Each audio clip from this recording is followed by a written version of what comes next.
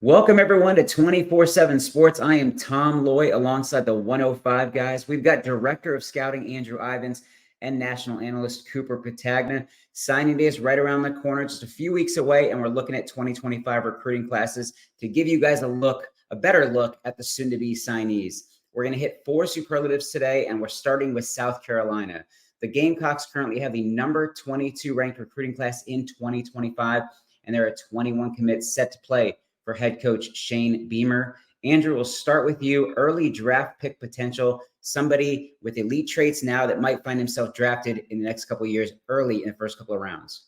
Tom, this is a guy that I stood on the table for in our last rankings update. Wide receiver Malik Clark, number 2 player in the Palmetto State heading into All-Star game season. I love this kid. He's an elite combine tester, and he's got a budding frame, 6'0", 2'4", 180 pounds, plus length in the arms. You look at what he did on the camp circuit, 4.39 in the 40-yard dash, 4.31 in the short shuttle. He's got 122-inch broad jump, 34.1-inch vertical jump. Then you turn on the tape, and you see all of that juice. And for South Carolina, the Gamecocks, I think they need a wide receiver one, a guy that can win on the outside. To me, Malik Clark has the potential this season as a senior.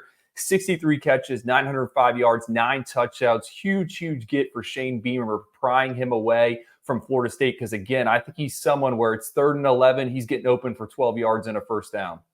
Yeah, I'm going to go with Malik Clark as well. I mean, you think about him and how he's positioned in South Carolina's class. He is the highest ranked prospect by a wide margin. And Drew kind of brought it up. I mean, you think about the idea of what South Carolina has in the receiving core right now. A young Mazio Bennett. You got Nick Harbor hopefully continuing to come into his own as well. And then you add in Malik Clark, as Drew said, a bigger body that can stretch the field as well. A tad stiff, but you talk about a vertical playmaker that especially has some dynamic run after catch ability as well. I think the biggest thing when you talk about these receivers, and especially when it comes to South Carolina a little bit, is he further ahead than a Nicholas Harbor when it comes to the natural instincts of the position? Yes. Is he still going to need a little bit of time? Yes. Can he have an impact early? Yes, because of that size, that frame, that speed. I would expect Malik Clark to find his way to the field sooner rather than later in Columbia. I'm not surprised. It's a clean sweep. I also went with Malik Clark. Big, strong, physical, fast. Growth from the junior to senior year is there. A lot to like. No reason not to think he's going to be outstanding in college. Day one impact, Coop, a guy who will see the field early and often. Who do you got? I'm going to go with Kendall Daniels, a guy on the back end of our top 247 from Virginia, and a guy that, quite honestly, like we're flying blind in a number of categories, but you turn on the tape, he can play the deep third, he can come up, he can play closer to the line of scrimmage. I don't know where he's going to play at the next level, but he's a good football player, and we've seen that on both sides of the field and what he brings to the table. He's a versatile kid, right? But just the football instincts, the key and diagnose ability, playing in the secondary or whether it's playing closer to the line of scrimmage. Like I said, big, physical, long kid, but has the natural athleticism to be able to match up in man-to-man coverage, play in space as well. So I like Kendall Daniels. A lot of ambiguity, I guess, around the recruitment and the athlete, but pretty interested to kind of see how that one turns out. But I think he can have an impact. This one's going to be a bit wild, I think, because he's one of the lowest ranked prospects currently in the class for South Carolina. I got linebacker Josh Smith. We grade him out as an edge.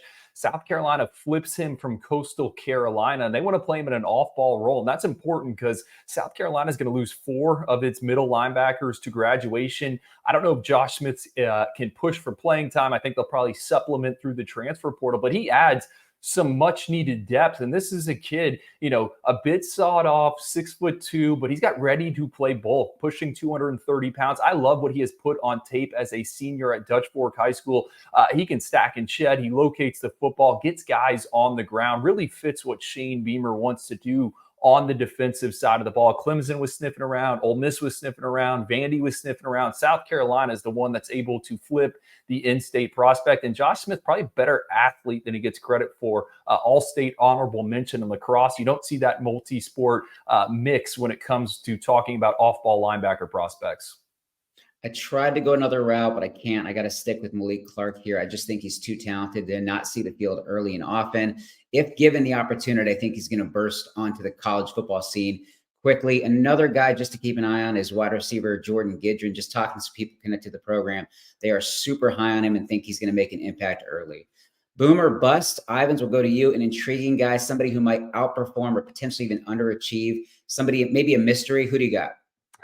Well, South Carolina's class is loaded with intriguing edge rushers. And you guys know I hate to use the word intriguing, but they got like 5 guys that we really don't have much, if any, information on. And I think all of them could hit. I think all of them could make an impact in the SEC. And hopefully we'll see some of these guys at the Shrine Bowl make it easier to kind of stack and sort and order them. The guy I have written down here from that group of edge rushers, Donovan Darden, former quarterback, makes the transition to defense. You think, okay, he might be more of a stand-up linebacker. They're putting his hand in the dirt here as a senior.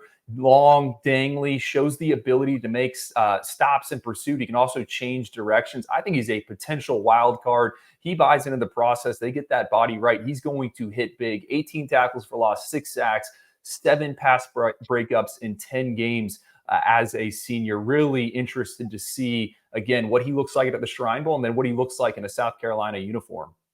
I'm going to go with 4-star receiver Brian Rowe, and this is a guy that's really, really exciting on tape. You talk about that start-stop ability, the initial quickness off the line of scrimmage and at the top of the route. He has an innate ability to be able to create separation. The biggest thing with him is really kind of the lack of long speed, and then you combine that with the frame. I mean, this guy came in verified in the spring under 150 pounds, so there's a little bit of concern there. But if you have a vision for the player, Brian Rowe, we talked about all those other guys. You got a big X in Nicholas Harbor. You have size of Malik Clark, right? Mazio Bennett is a guy that you can move around as a nice chess piece. Brian Rowe then becomes a nice complementary piece. I think he can give you some value in the return game as well. How high is that ceiling? A little bit of a question mark for me. But a guy that I think is going to be a good player, just kind of fascinated. All right, you take away the top end speed, and then the frame is a little bit of a question mark as well. We'll see how that works out. I went the defensive lineman Caleb Williams. Just a lot to like about him. He has this look of like a big time talent, but he's been banged up, and that's kind of hindering the growth potential there. But if he stays healthy, I think he's got a chance to be a monster. Just the uncertainty is kind of why I have him in that category. Coop, we'll go back to you for Diamond in the Rough, a 3-star prospect who might one day find himself drafted. Who do you got? Jaquavius Dodd, the big edge, and this is a guy we've gone back and forth on. I got to see in Charlotte work out over the spring, and a guy that's got all the specs that you want. He's long, he's physical, and a guy that's got two-way snaps as well. I still think he's kind of coming into his own. He's got that long, lanky frame, as I've said, and he's got that basketball background. This is a guy that's still getting familiar with the nuance required at the position in the competitive temperament, play in and play out. So I like Dodd, but Drew mentioned another name earlier that I got to give some credit to for South Carolina. I mean, this Darden kid, right? We talk about South Carolina and their front seven, what they've been able to do, one of the best defensive fronts in the country. And everybody thinks about Dylan Stewart, but the way that they've been able to add to that front via high school into the portal as well. Darden's another guy that you kind of look at and say, like, all right, I wouldn't be surprised if we're still talking about South Carolina's ability to get to the passer. I think that's got to be a name that you want to keep in mind. Yeah, I think, again, any of these 5 edge rushers, you could throw Josh Smith into this bucket as well. Really just kind of front 7 defenders fit the category. I'm going to go with safety DeMarcus Leach, another one in this South Carolina class where it's like not a ton of verified information, but you put on the game tape what he is doing as a senior. He's a run-first quarterback, unverified size, but looks to be 6'3". South Carolina has had a ton of success with these big frame defensive backs. You see them making plays on Saturdays in the SEC. And DeMarcus Leach, to me, he might grow into an off-ball linebacker, but when he gets those snaps on the defensive side of the ball, there's not a ton of them. I love his ability to charge downhill, make stops in the open field. So really encourage him about what he's put on tape here as a senior. Another guy that's slated to be at the Shrine Bowl. I just think you have to lean on what the Gamecocks have done in the past, and I think he's someone that could carve out a starting role in the SEC one day. I'm going with Jaquel Holman, a tremendous athlete and a damn good football player. Two-way guy, but he's expected to play safety at South Carolina. They need some juice at running back. I'm sure he could slide over there and play that at a high level as well. But I see a future draft pick in that kid. Big fan. But that wraps it up. As I said before, we're going to hit a bunch of schools leading up to December's early signing period. But for Andrew Ivins and Cooper Patagna, I'm Tom Loy. As always, stay locked to 247sports.com.